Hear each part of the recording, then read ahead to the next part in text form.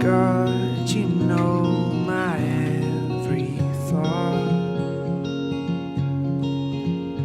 and you know my ways, the path on which I walk, and you know me better than I know myself, and you've known me longer than anyone else. Such knowledge is too wonderful for me, and I can't even understand it. Such knowledge is too wonderful for me. I can't even comprehend it, but I know you see. Oh, this I know you see. Oh, I could walk where men may never tread, or plunge the depths where I could make my bed, but I never went hide and seek. You're so good at finding me, only lost in the mystery of the depth of your love for me. Just as knowledge is too wonderful for me, and I can't even understand it. Such knowledge is too wonderful for me. Oh, and I can't even comprehend it, but I know you see. Oh, this I know you see.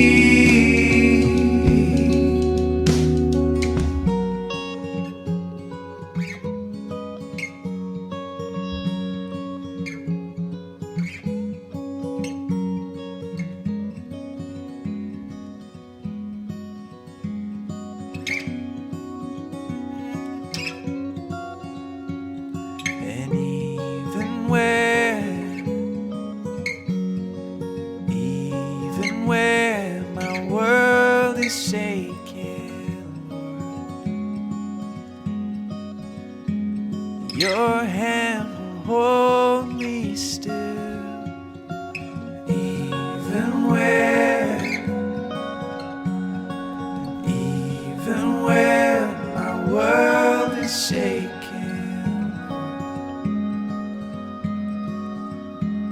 your hand will hold me still.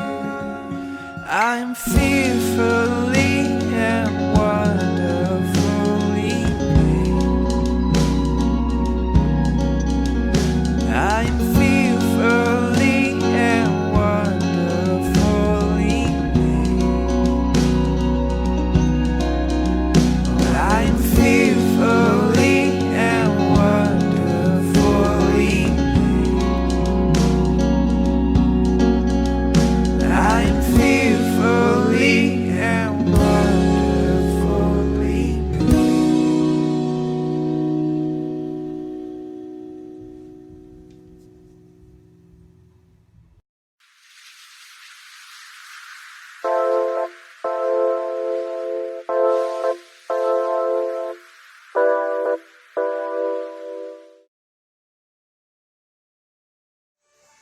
Isang mapagpalang araw po mga kapatid sa Panginoon. nagpapaabot po ako sa inyo ng pagbati ng happy 64th anniversary sa lahat po ng kaanib ng Philippine Missionary Fellowship. Ngayong buwan po ng July ay pinagdiriwang po natin ang anniversary ng ating mother mission, ang Philippine Missionary Fellowship.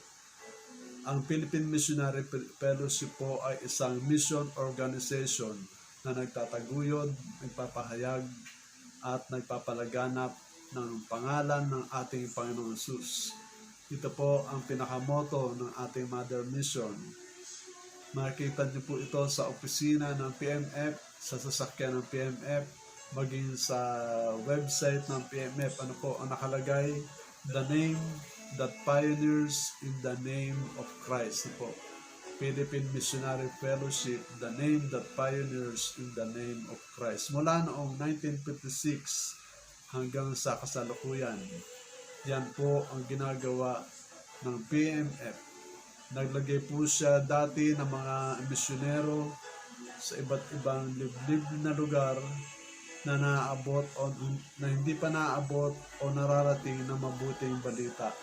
Ipinapangaral po ang pag-ibig at pagpapatawad ng Diyos sa mga tao upang mabalik ang nasirang relasyon ng tao sa Diyos at upang magkaroon ng kaligtasan ang tao.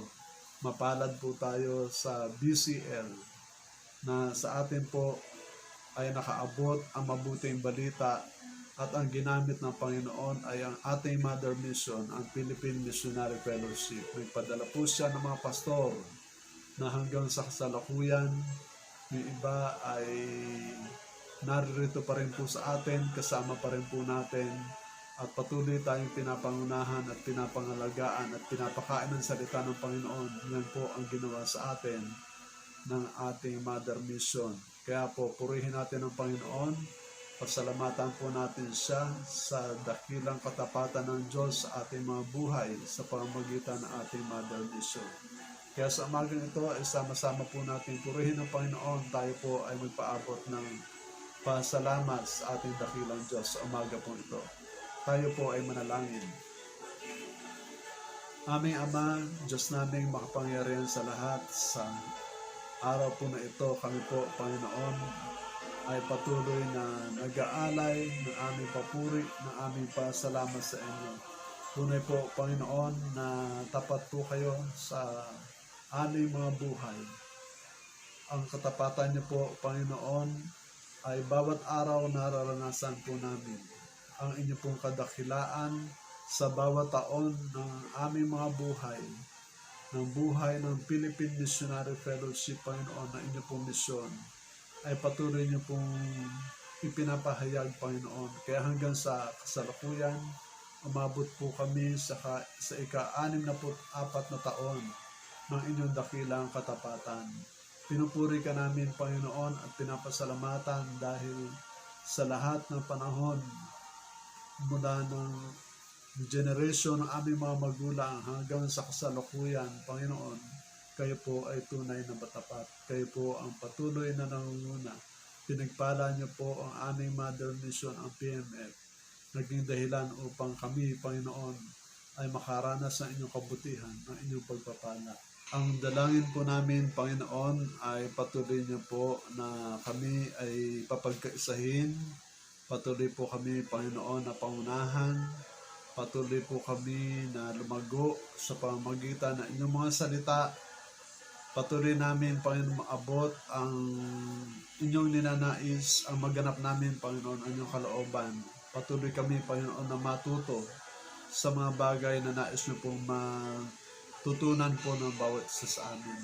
Pagpalain niyo po, Panginoon, ang Philippine Missionary Fellowship, hindi lang sa BCL, kundi sa buong Pilipinas, Panginoon, maging sa buong mundo. Kung meron itong mission na nararating sa iba't ibang bansa, kayo, Panginoon, ang magbigay ng blessings, ng pagpapala, ng patnubay sa mga tao po na ginagamit po ninyo. Pinupuri ka namin, Panginoon, at pinapasalamatan sa mga oras na ito. Dinadakila namin, Panginoon, ang inyong pangalan. Karapat dapat po kayo, Panginoon, sa lahat ng papuri, sa lahat ng parangal. Salamat po minsan pa sa 64 na taon na blessing niyo po sa aming Mother Mission at sa aming mga buhay.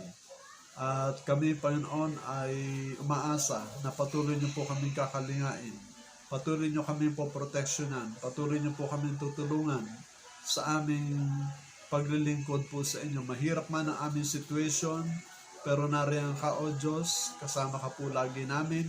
Nariyan ka na laging pumapatnubay, Panginoon, sa aming mga buhay. Kaya patuloy ka namin dadakilain. Itataas sa inyong dakilang pangalan.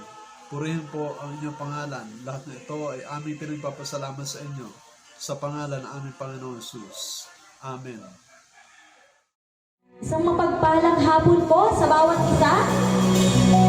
Tunay nga na tayo ay dapat magalak dahil patuloy nating ipagdiriwang ang katapatan at kabutihan ng ating Diyos sa mga oras na ito. Patuloy natin itaas ang pangalan ng ating Diyos sa hapon na ito. Sinasabi po sa Isaiah 25, O Yahweh, Ikaw ang aking Diyos, pupurihin ko at dadakilain ang iyong pangalan, sapagkat kahanga-hanga ang iyong mga ginawa, buong katapatan mong isinasagawa ang iyong mga balak mula pa noong una. Ating pong itaas ang ating pasasalamat sa ating Diyos sa hapon na ito at patuloy natin ibalik ang pinakamataas na papuri sa Kanya lamang.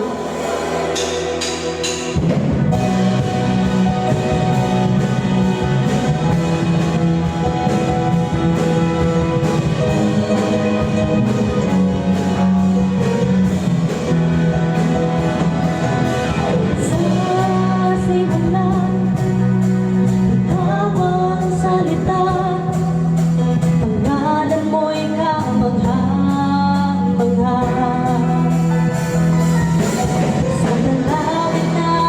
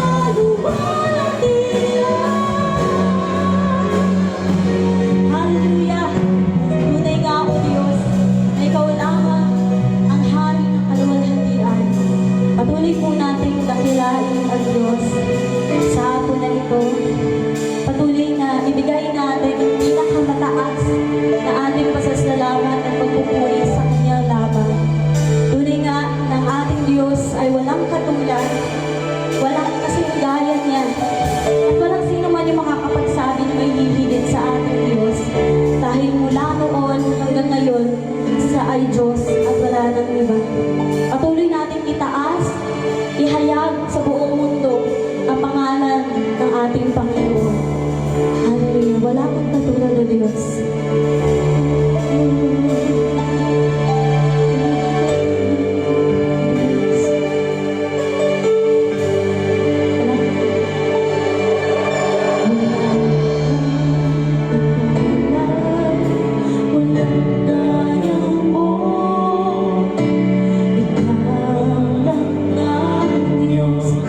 Sinasamba mo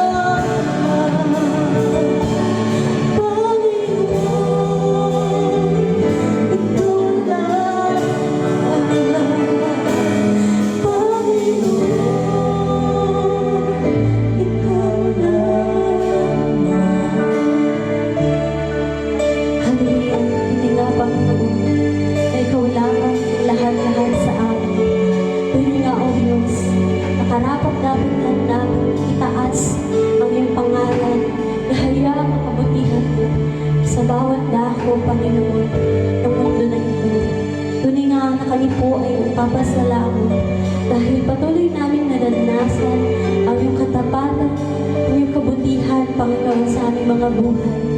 Ang iyong pag-ibig na walang kubas. Salamat, O Diyos, dahil patuloy ang iyong mga salita, patuloy na gumagabay sa bawat isa upang patuloy kaming lumago kasama mo. Sa iyo po namin pinagkakatiwala ang aming mga buhay. Ang aming papuri at pasasalamat ay patuloy namin itinataas sa iyong matamis na pangalan. Ni Jesus. Amen.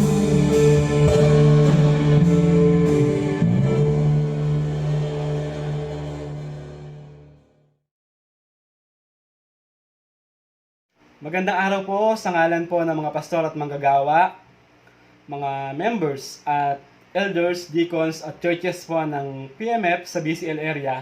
Ako po ay bumabati ng happy anniversary sa ating misyon, Philippine Missionary Fellowship Incorporated. Kasabay po ang pagpupugay, pasalamat sa mga leaders, mga nagdaang leaders at kasalukuyang leaders ng ating PMF. Maraming salamat po sa inyong sakripisyo, sa inyong pagpapagal para sa Panginoon sa pamagitan po ng Philippine Missionary Fellowship. Ang dalangin po namin ay patuloy niyo pong maranasan yung pagpapala po ng ating Panginoon. Ang ating pag-aaralan ngayon ay Doing God's Mission in the New Normal. Basahin po natin ang Acts, Gawa, chapter 8, verses 1 hanggang 4. Bagamat ang focus po natin ay chapters 8 and 9, pero basahin lang po natin yung verses 1 hanggang 4. Sinang-ayunan ni Saulo ang pagpatay kay Esteban. Nang araw na iyon, nagsimula ang matinding pag-uusig laban sa iglesia sa Jerusalem. At maliban sa mga apostol, ang lahat sumasampalataya ay nakawatak-watak at napunta sa iba't ibang lugar sa lupain ng Judea at Samaria. Esteban naman ay nailibing ng mga taong may takot sa Diyos at tinangisan ng gayon na lamang. Samantala sinikap ni Saulo na wasakin ang iglesia. Pinasok niya ang mga bahay-bahay at kanyang kinakaladkad at binibilanggo ang mga sumasampalataya, maging lalaki o babae. Pinangarang-aral ng mga manampalatayang nagkawatak-watak sa iba't ibang lugar ang salita saan man sila magpunta.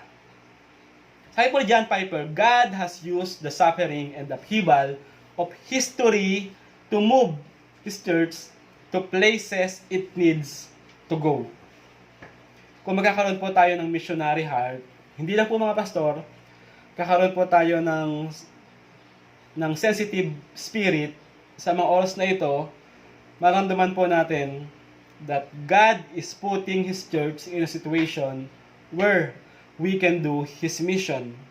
Ang title po ng message natin ngayon ay COVID, the essential formula in doing mission in the new normal. Hayaan niyo po hiramin ko po yung salitang COVID, no? Trending naman po ito ngayon para po mas maalala natin yung 3 points na kailangan po natin gawin upang mas maayos po tayong makapag-ministry in this new normal time. Nasa puso po ng ating mission ang Great Commission. Kaya po, salamat po sa wisdom na pinahiram ng Panginoon sa mga leaders po natin. Salamat po sa inyo po mga buhay dahil po ang ating pong mission, pangalan pa lang, naka-design talaga para mag-mission. At ang ating pong pinaka-team verse ay Matthew 28, verse 18 hanggang 20. Kasabay po yung ating mission statement, a mission that pioneers in the name of Christ. Nasa puso po natin yung go and make disciples. Kung PMF ka, inclined sa puso mo yan. Siguro pa yung iba hindi lang ginagawa, pero po yung Great Commission, diyan po naka-design ang ating mga simbahan. Pero sa panahon po ngayon na nakita po natin yung ating mga sarili, mga iglesia sa new normal, paano po tayo magkakaroon ng mas maayos na ministry? Yun pong formula na to ay ginawa na po ng mga nauna nating pastor na ho. Siguro po iba lang po yung approach ngayon dahil nga po iba yung ating situation. Unang bagay po ay courage. Pasilin po natin yung passage from Jesus and Disciples Ministry sa Luke ay nagkaroon po ng bagong trending. Pero bago po yung Disciples and Church Ministry, kasama nila si Jesus for 3 years. Tapos po nung si Jesus Christ po ay pumunta na po sa langit, ay naiwan po yung mga alagad.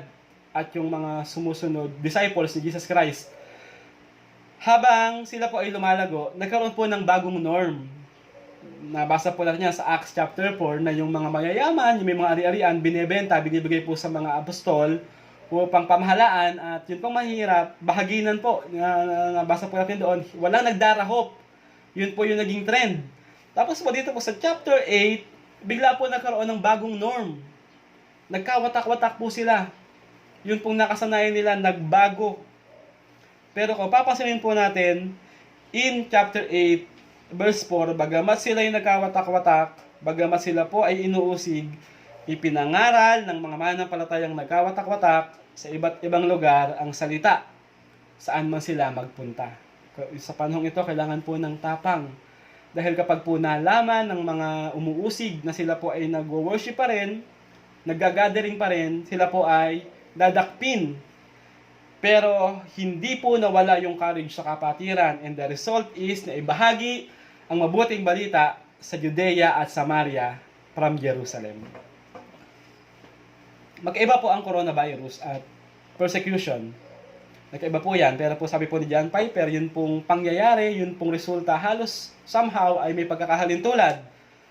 Sa time po ng persecution, nawala po yung gawain sa Jerusalem, pero po yung gawain napunta po sa Samaria at Judea. Mas kumalat po yung mabuting balita. Sa time po natin ngayon, no, na napatigil pansamantala yung mga gawain simbahan, pero po yung mga gawain napunta sa mga bahay-bahay. At kung magkakaroon po tayo ng data, for sure, mas marami pong tatay, mas maraming mga tiyuhin, mas maraming mga lolo, mas maraming mga sumisimbaan nakarinig ng mabuting balita dahil po yung pananambahan, dinala po natin sa ating mga bahay-bahay. Meron pa nga po tayong online. Naisip po ba natin to dati na ang BCL magkakaroon po ng online service? Isa po yan sa magagandang nangyari. No? At sa talata na ating pinag-aaralan, nagkawatak-watak ang mananampalataya dahil po may banta sa buhay nila. Siguro po sa ngayon, may banta rin po ang buhay natin, pero hindi po katulad ng sitwasyon po ng mga alagad. At sila po, sa kabila po ng banta, sila po ay nangaral saan man sila magpunta. Ang pangaral po ng salita ng Diyos ay kailangan ng tapang. Kahit po nagte-trending na po yung iba, di ba po? Hindi pa rin ganun kadali mag-video.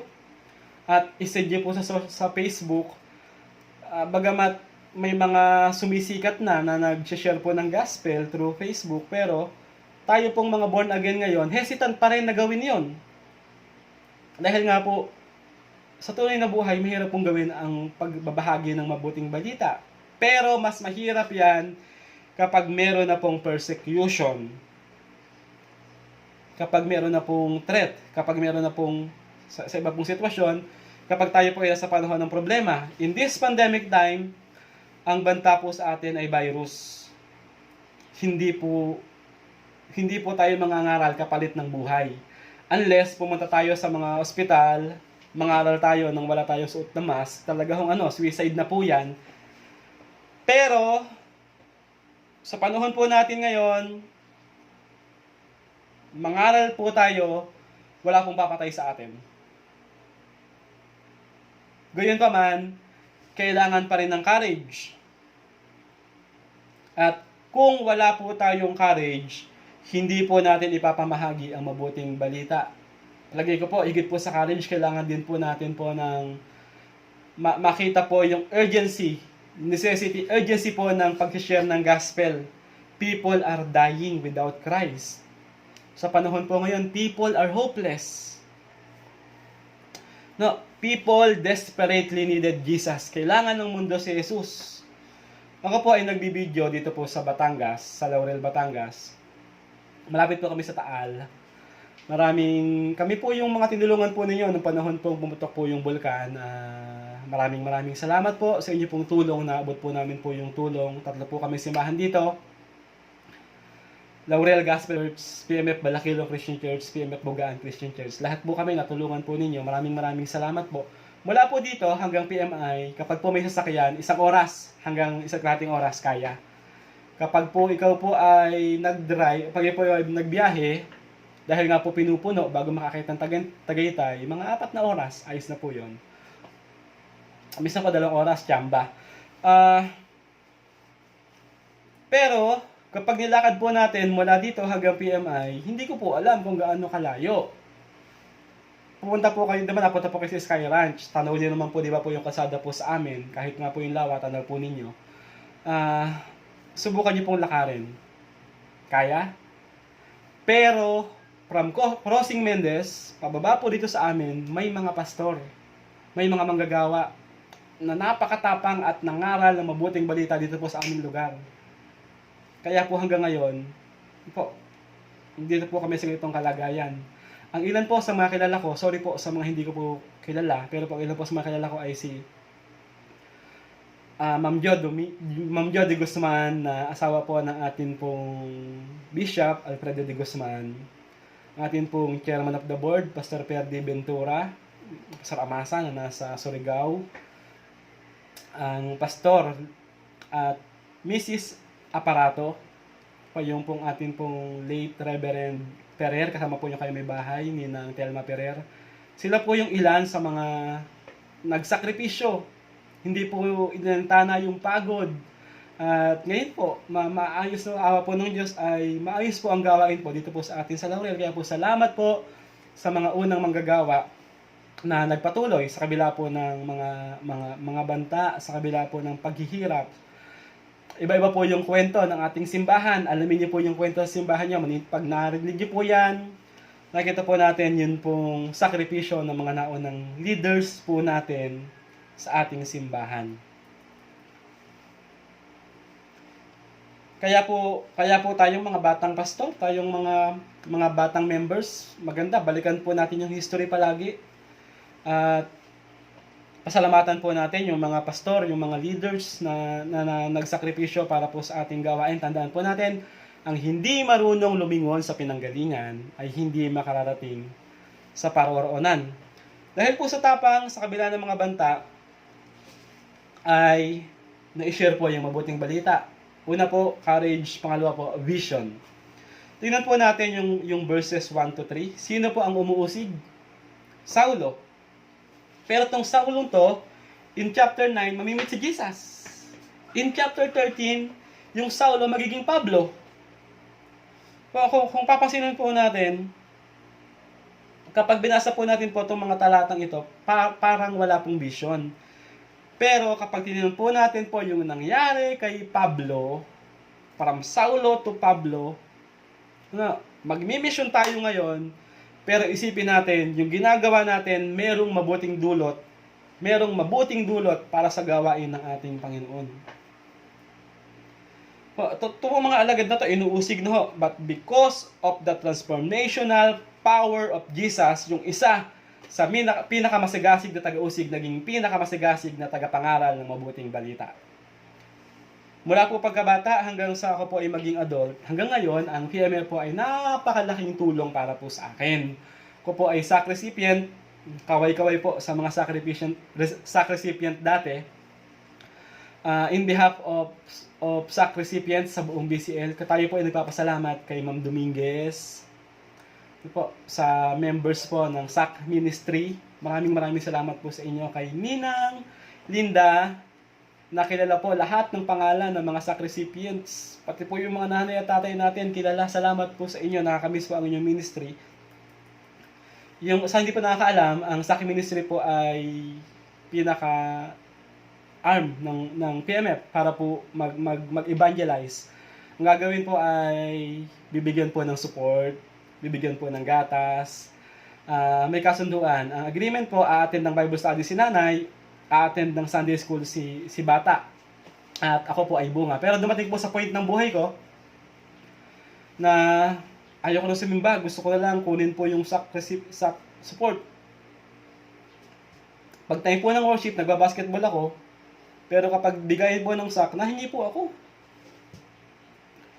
At alam niyo po, yung po mga tao po sa simbahan, sa Sabutan Christian Church, si Ate Asel, si Ate Belen, si Ninong Eli Ilagan, sila po yung mga pastor dati nung ako po, sila po yung mga manggagawa dati nung ako po nasa Sabutan pa, at member po ng SAC. Alam niyo po, hindi makita hindi makitaan ng panghuhusga yung kanilang mga buhay sa kabila po ng aking ginagawa. Kahit po sa church nyo, meron po kayong mga ganyang mga tao, mga pastor, na ikaw, parang sisimba, mawawala, pero yung pastor mo, yung mga leaders mo sa simbahan, hindi ka hinuhusgahan. Yan po ang BCL. Yan po ang PMF. Pamilya po tayo dito. Pero habang tayo pinagmi-minister, tandaan po natin, kumikilos ang Panginoon sa buhay po ng ating mga pinaglilingkuran. Ang buhay po natin, ang iglesia po natin, ang pamilya po natin ay magandang patunay that Jesus transform lives. Ang sabi po ng dictionary.com, vision is the act or power of anticipating that which will or may come to be. Wala pa, hindi pa nangyayari, pero ina-anticipate mo na sooner or later mangyayari yung iyong inaasahan. That's faith also, di ba po? In this new normal, kailangan ng BCL churches ng mga visionary members. Mga Kristiyanong nakikita yung darating. Mga Kristiyanong marunong mangarap. Sabi nga po ni William Carey, expect great things from God, attempt great things for God. Po, nakita po natin dito, nagsisimula ang great things sa expectation. Kung hindi tayo mag-expect ng mas malaking mission work sa PMF, hindi tayo mag-attempt ng mas malaking mission work para sa ating Panginoon. At kapag binasa po natin ang church history, yung mga Bible characters, sino po ang binibigyan ng Diyos ng pangitain? Yung mga taong bumababad sa panalangin. Yung mga taong bumababad sa salita ng Panginoon. Yung mga taong mayroong maayos na relasyon sa harapan ng ating Panginoon.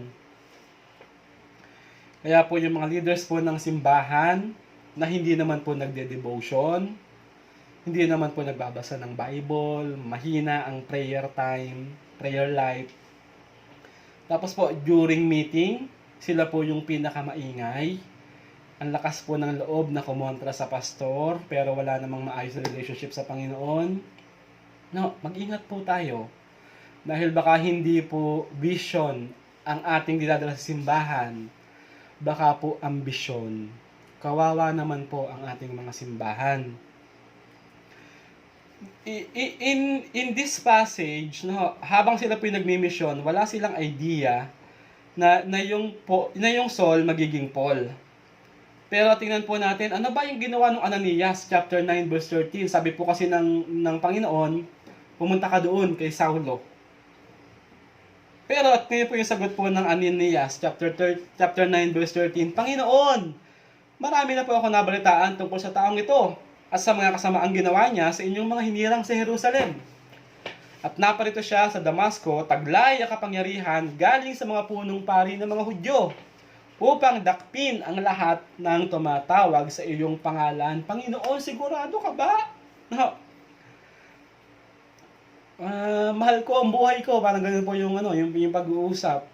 Pero tingnan po natin, habang siya pinakikipag-usap sa Panginoon, tingnan po natin, nakita niya po yung pangitain. Verse 15, ngunit sinabi sa kanya ng Panginoon, pumunta ka roon, sapagkat siya'y pinili ko upang ipakilala ang aking pangalan sa mga hintil, sa mga hari, at sa mga anak ng Israel. Yung present, kaaway. Pero po yung nakita po ni Ananias, pag-usap sa Panginoon, vision, na tong Saulong to magiging Pablo, na magiging tagapanguna, tagapamalita ng mabuting balita sa mga hintil. Posible po, sa kasalukuyan, kaya po tayo hesitant in doing mission, baka po yung present ang ating pananiniwalaan na hindi naman po masama.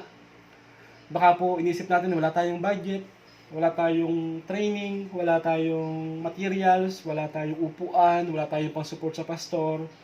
Yan po ay present na hindi po natin dapat baliwalain. Gawan po natin yan ng aksyon, pagplanuhan po natin yan.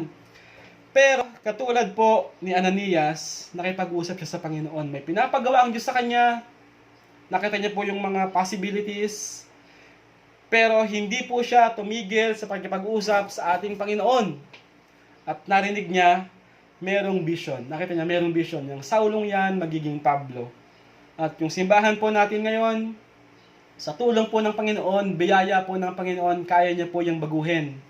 Makinig lang po tayo, humanap lang po tayo ng mga pangitain. Kung wala pong pangitain, kabahan na po tayo. Mag-prayer and fasting na po tayo dahil sabi po ng Proverbs 29:18, where there is no vision, the people perish. King James Bible. Ang nakita po ng mga alagad, kita naman po sa narrative, implied po sa narrative, ay naniwala po yung mga alagad na yung kanilang pinagmimisyonan mararanasan ang kapangyarihan ng ating Panginoon. Pagpatuloy po natin mga kasama sa BCL ang pagdilingkod. Kailangan po natin ng courage, kailangan po natin ng vision, at panghuli, yun ko po pinakamahalaga, dependence on the Lord. Dependence on the Lord. Tandaan po natin, may promise ng Lord, all authority in heaven has been given and on earth has been given to me. Therefore, go and make disciples of all nations, baptizing them in the name of the Father, and the Son, and the Holy Spirit, and teaching them to obey everything I have commanded you. And surely, I am with you always. Promise.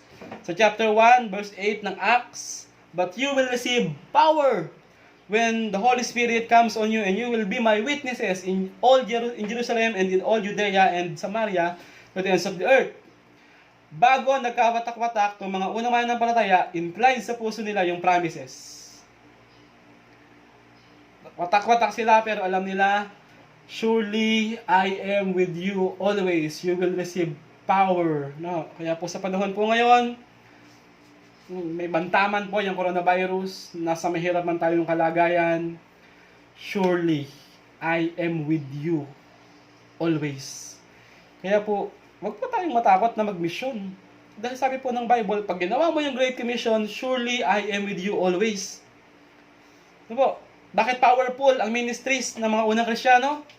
Dahil ba magaling sila o dahil naniniwala sila sa kapangyarihan ng ating Panginoon? Pag po binasa natin yung chapter 9, verse 1 and 2, iisipin ba natin na itong Saulo na to maniniwala sa ministries ng mga alagad? Hindi maniniwala yung mga yan, pero because of the transformational power of Jesus, binago po si Saulo. Ganoon din po, sa simbahan po natin, maniwala po tayo sa kapangyarihan ng ating Panginoon. Huwag po tayong manangan sa ating kapangyarihan. Magandang bagay po na sa panahon ngayon, mayroon po tayo online service. Magandang bagay po yan. Dapat mong sumabay tayo sa pagbabago. Pero habang sumasabay tayo sa pagbabago, wag po natin kakalimutan na we are doing God's ministry. Dapat nakarelay tayo sa kapangyarihan ng ating Panginoon. Ang ministry po natin ngayon, bagamat online, hindi po tayo nagpe-perform. Ang reason po natin, hindi para makakuha ng maraming likes. Magandang bagay din po na marami tayong likes, pero secondary lang po yan. Kung nung unang panahon, sa classical discipline, kung sa unang panahon ay mahalaga po yung classical discipline, sa time po ng new normal, mahalaga pa rin po yung pong mga prayer and fasting. Tayo po mga maharap sa camera, hindi po pwedeng unahin po yung polvo, yung makeup, yung tatak ng damit. Bagamat magandang bagay po yan, wag naman po kayong haharap po sa camera nang hindi nagsusuklay. Pero, ang isasabi ko po, higit po sa mga bagay na yan, yung puso po natin ang pinakamahalaga. Kahit mag-trending tayo, pwedeng gamitin po ng Panginoon, pero kung nagte-trending tayo, at may immoralities tayong ginagawa, mahiya naman po tayo sa Panginoon. Kung paano po tayo nag-rely noong unang panahon sa prayer, sa fasting, sa discipline po ng word, sa study, ganun pa rin po. Hindi po mababago po yung disiplina natin. Lalo na po yung pag-asa po natin sa ating Panginoon. In this new normal, kahit po moderno po ang panahon, kung wala ang pagkilos ng Panginoon, walang kapangyarihan ng ating ministry.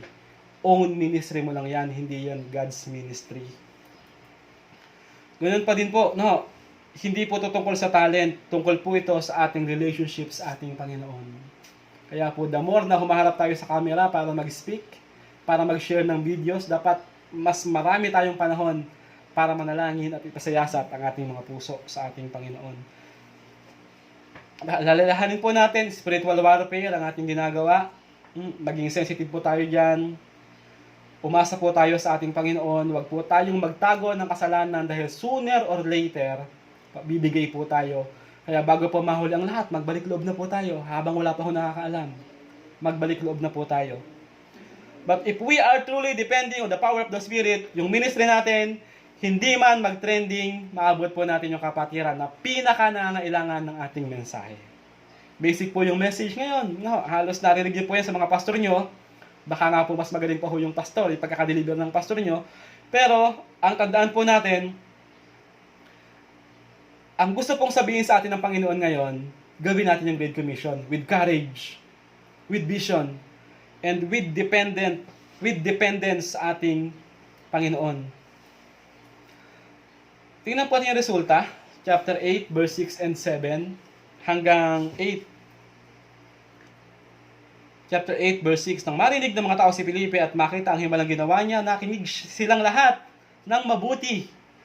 Ang masamang espiritu ay lumabas sa mga taong sinapian nila at sumisigaw habang lumalabas. Maraming lumpo at pilay ang pinagaling. Kaya't nagkaroon ng malaking kagalakan sa lungsod na iyon. Kaya't nagkaroon ng malaking kagalakan sa lungsod na iyon. Transformation. Tumingin po kayo sa paligid. Tingnan niyo po yung pamilya niyo. Members ng family. Tingnan po natin po yung mga tao. No, people are hopeless. People are dying without Jesus.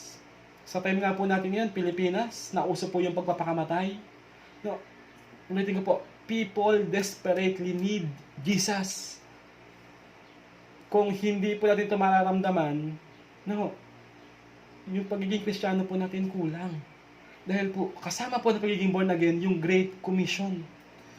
Kung ang ministry po ng mga alagad, nagkaroon po ng bunga sa time po nila, sa time po natin ngayon, kaya pong bigyan ng bunga ng Panginoon ng ating gawain. Kung tayo po ay 10, tapos 10 taon na po tayo, magtanong po tayo, Panginoon, anong dapat naming gawin? Baka naman po kasi nagpapalusot na lang tayo na ang Diyos ang nagpapabunga, but in reality, wala naman po tayong ginagawa. Kailangan po natin kumilos, kailangan pa natin gawin yung Great Commission, tapos po may pattern. Merong evangelism, merong discipleship, merong baptism, at meron pong teaching. No, kapag po ang ating members ay wala pong going lang po ng going, no, hindi po lalago yan. Dapat po may discipleship. At pansinin niyo po, yung mga Kristiyanong masisigasig kapag walang discipleship, kapag walang baptism, kapag walang teaching, maghahanap po ng ibang simbahan yan. Tapos sahabulin po natin na sayang naman po. Okay lang din po kasi dahil po doon po sa Kingdom of God pa rin ang mangyayari. Pero po sa tunay na buhay, dapat po natin gawin as a church, magkaroon po tayo ng programa. Dahil nandun po yung paglago. Kung kinakailangan po ng overhaul sa system, sa discipleship ng church, wag po tayong matakot. Pagtulong-tulungan po natin. Dahil po, ang sabi po ng Bible sa Great Commission, meron pong promise, surely I am with you always. Magising na po tayo.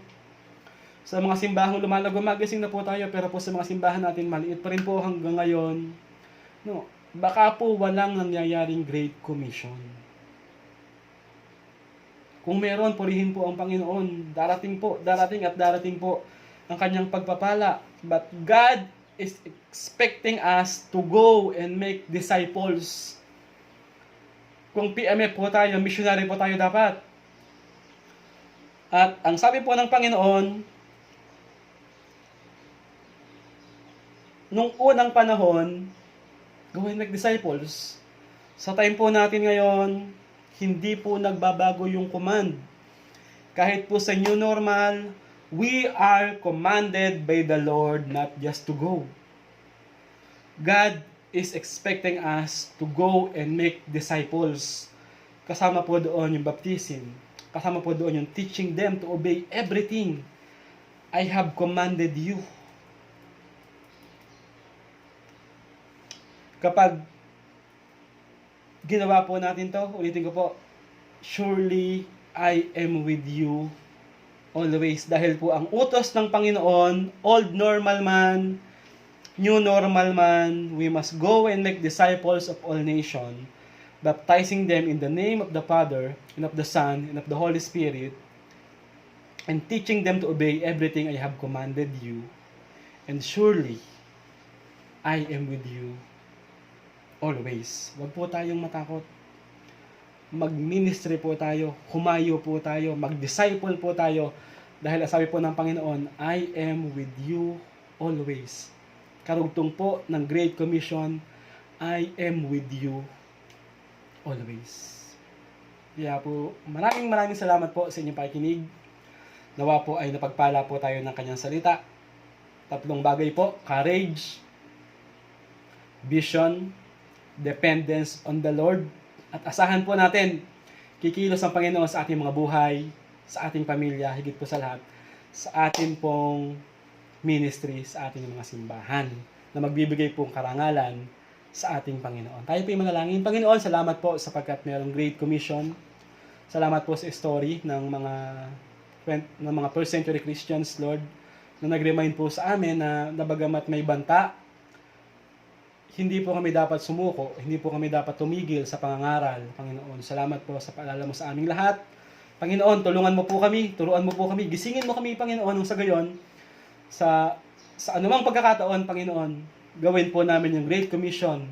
Kapag kasama ka namin, Panginoon, magbibigay po ito ng karangalan para sa iyo. Patuloy mo kami pagpalain, Panginoon, ang bawat members, ang bawat workers, Panginoon, ang bawat iglesia, ang bawat family po ng BCL. Pagpalain mo kami, maging ang PMF, Panginoon, kabuuan. Pagpalain mo po kami, kasama po yung aming mga leaders, aming mga manggagawa. Salamat po, Panginoon. In Jesus' name we pray. Amen. To God be the glory po.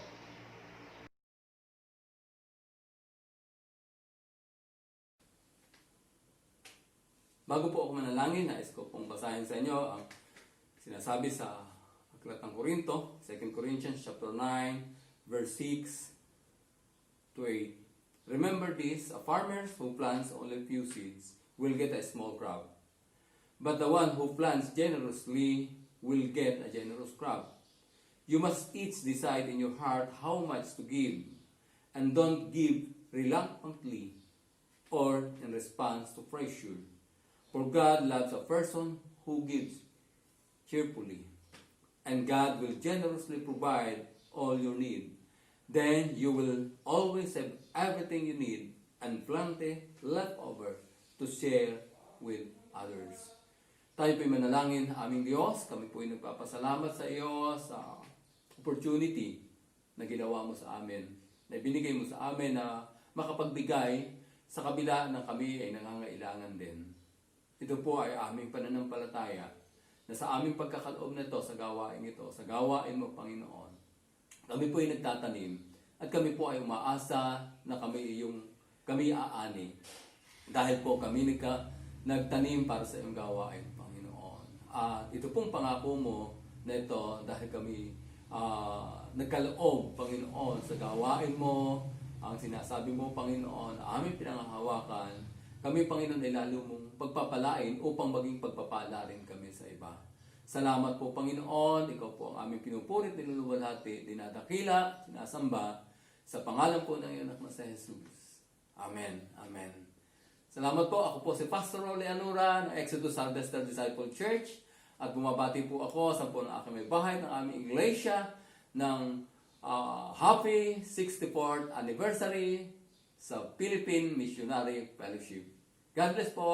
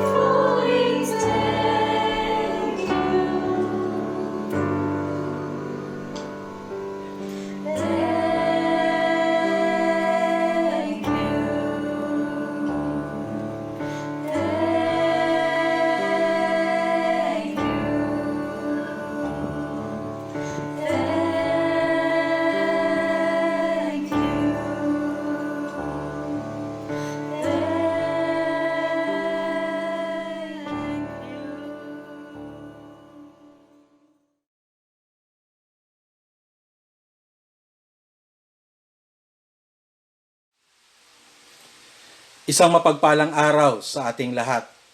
Tayo po ay nagpupuri at nagpapasalamat sa ating Diyos na siyang may layunin, may akda ng lahat ng mabubuting bagay na ating nararanasan.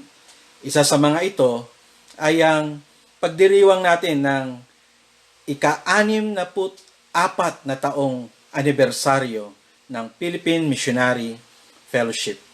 Ang PMF po ay nagsimula sa pananampalataya ng mga ordinaryong manggagawa. Kaya ito po ay magpapatuloy din sa pamagitan ng mga ordinaryong manggagawa at mananampalataya sa panahon nating ito. Isinilang ang PMF dito sa Pilipinas para sa isang importanteng pagkatawag. Ito ay ang gawin ang misyon ng Diyos dito sa Pilipinas at mga karatig bansa. Bakit kailangang magpatuloy ang PMF sa kanyang pagkatawag, sa kanyang gawaing pagmimisyon? Una, ito ay para sa kaluwalhatian ng ating Diyos. Tandaan natin, the goal of mission is worship. Kaya tayo nagbubukas ng mga gawain. Kaya tayo nag-evangelize. Kaya tayo nagba-Bible study, nagdi-disciple. Lahat yan ay ginagawa natin para sa pagsamba.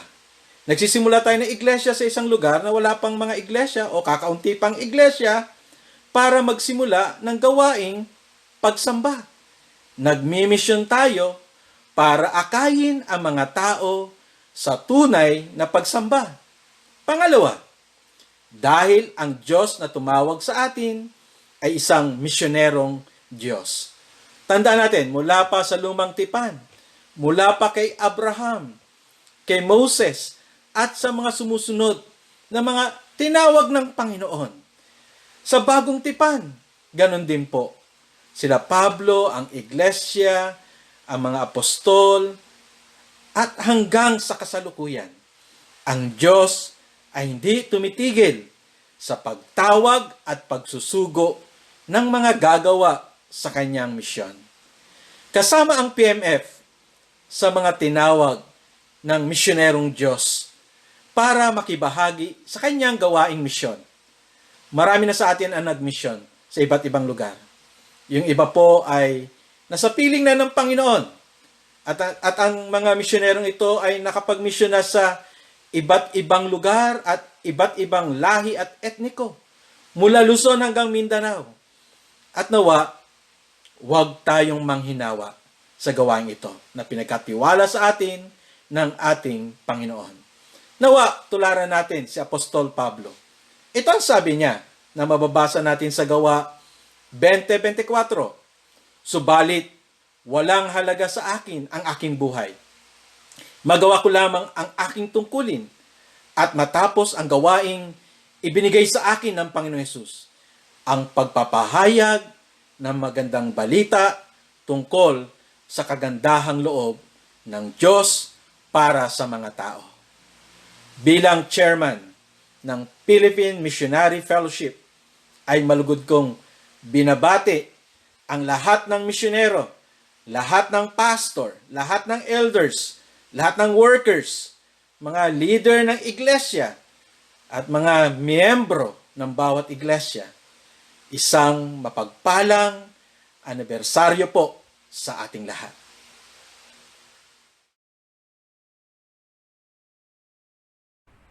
Hello po, I'm Pastor Rowin Jalnasola mula sa Lalaan Christian Church at ako ay bumabati ng Happy 64th Anniversary sa ating Mother Mission, Philippine Missionary Fellowship.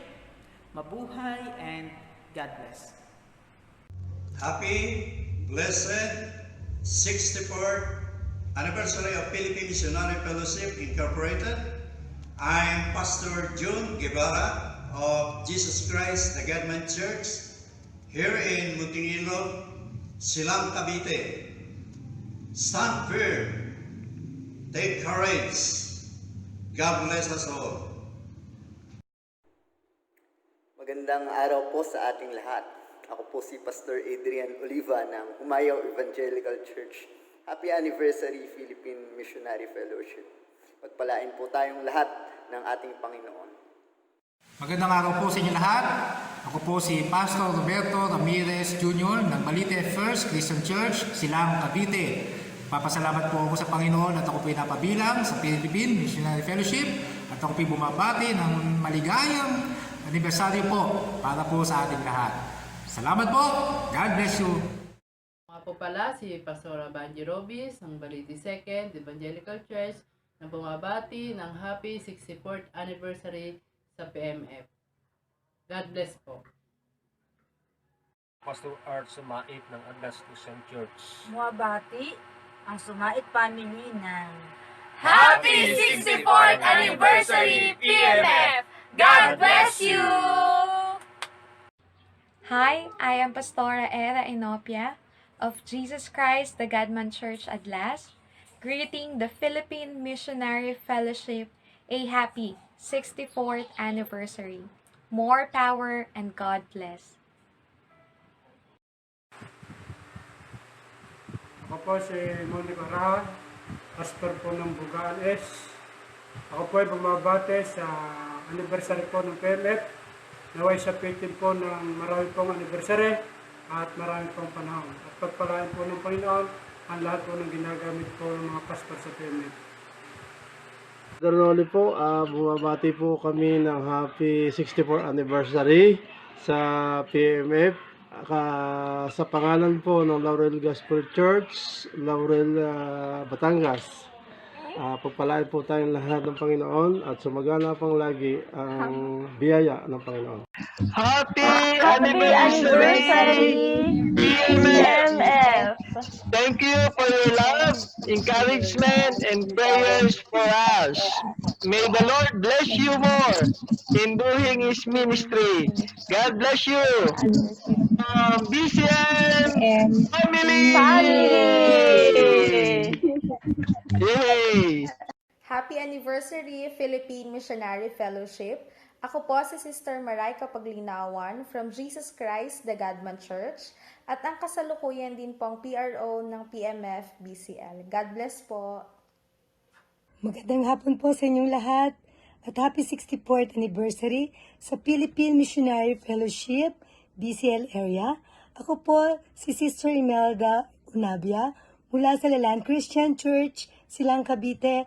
Isa po sa lingkod ng Diyos sa pamunuan ng PMFCA bilang sekretary from 2017 hanggang sa kasalukuyan.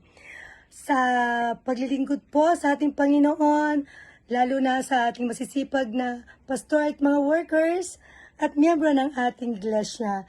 Happy 64th anniversary po sa ating lahat at patuloy po natin purihin ang ating Panginoon. Salamat po. On behalf of PMFCA officers, nais po nating pasalamatan ang lahat ng mga kapatid na naging kabahagi sa 64th anniversary celebration ng PMF. Purihin po ang Panginoon kasi kahit napakahirap po ng sitwasyon natin ngayong pandemic, ay naging tagumpay pa rin po ang ating celebration. At dahil po ito lahat sa biyaya ng Diyos. So, salamat po sa lahat ng mga kapatid na naglaan ng kanilang oras para sa kanilang mga video greetings. Salamat po sa buhay ng ating mga pastors at mga leaders. Ganon din po sa magandang special number na ating nasaksihan. Thank you din po sa mga pastors na nag-lead sa atin sa panalangin. At kahit po yung mga kapatid na nag-pray behind the scene, no? Salamat po sa buhay ng ating mga prayer warriors. At ganon din po sa ating guest speaker na nag-inspire sa atin, no? Si Pastor Sunny Juanes. Salamat po sa inyong buhay. Pasalamatan din po natin ang mga nag-compile at nag-edit ng mga videos, no po. Salamat sa JCGMC. At ganun din po sa mga nag-host ng program natin, mga kapatiran mula sa BCM. Purihin po ang Diyos sa inyong mga buhay. Ang lahat po ng ating paglilingkod ay hindi po nawawala ng kabuluhan. Purihin po ang Diyos sa buhay ng ating mga kapatid. At ngayon po, kung sino man po sa inyo, no po, ang nais pong magbigay ng special offering para po sa PMFCA, BCL, mangyari lamang po na ito'y ibigay po natin sa ating mga pastors, and these offers will be collected po sa kanilang sunod na meeting, and will be forwarded po, no, itong mga offerings ito, this will be forwarded sa PMFCA Treasurer. So maraming salamat po sa patuloy na pagsuporta nyo sa ating gawain. Pagpalain po tayo ng Panginoon. God bless everyone. Happy anniversary, PMF.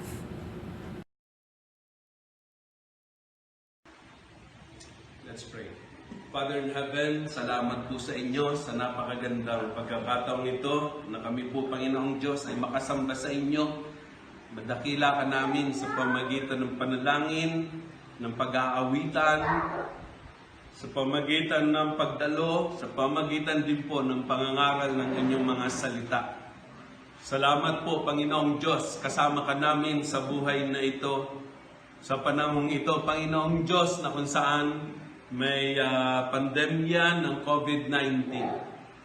Nagagawa pa rin namin, Panginoong Diyos, ang sumamba sa inyo, ang maglingkod sa inyo, at palakasin ang aming mga sarili laban sa anumang hamon ng mundong ito. Purihin ka nga po, Panginoong Diyos. Dalangin namin, patuloy niyo po kaming gabayan, ang bawat isa po sa amin, tulungan niyo po kaming maging matatag. Tulungan niyo po, Panginoon, kaming makapagbahagi ng inyong mga salita, maging ilaw at asin ng sanlibutan ito. Pagpalain niyo rin po ang aming mga sambahayan, ang aming mga kasama sa buhay, sa pamilya, mga anak, mga kamag-anak. Pagpalain niyo nga po, Panginoon, din ang aming misyon, ang Philippine Missionary Fellowship, na nagdaos ng ika-64 na taon.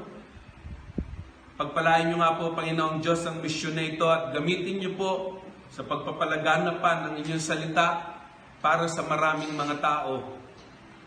Makapagbuo, Panginoong Diyos, kami ng mga sambahan sa tahanan at patuloy na ang inyo po, Panginoong Diyos, salita ay maipahayag sa marami. Gabayan niyo po, Panginoong Diyos, na patuloy ang mga nanunungkulan sa amin. Kayo ang kumilos at magbigay po sa kanila ng kalakasan. Sa mga taong pang darating, dalangin po namin ng Philippine Missionary Fellowship ay isang maging matatag, malago na instrumento niyo po sa mundong ito sa pagpapalaganap ng inyong salita at sa pagdidisipulo ng maraming mga tao. At hayaan niyo po, Panginoong Diyos, na sa oras na ito ay makamit din namin ang inyong pong patuloy na basbas at bendisyon para sa aming lahat. Ang biyaya ng ating Panginoong Hesukristo, ang pag-ibig ng Diyos Ama, at ang patuloy na pangunguna ng Banal na Espiritu ay sumaatin ngayon at magpakailanpaman. Amen.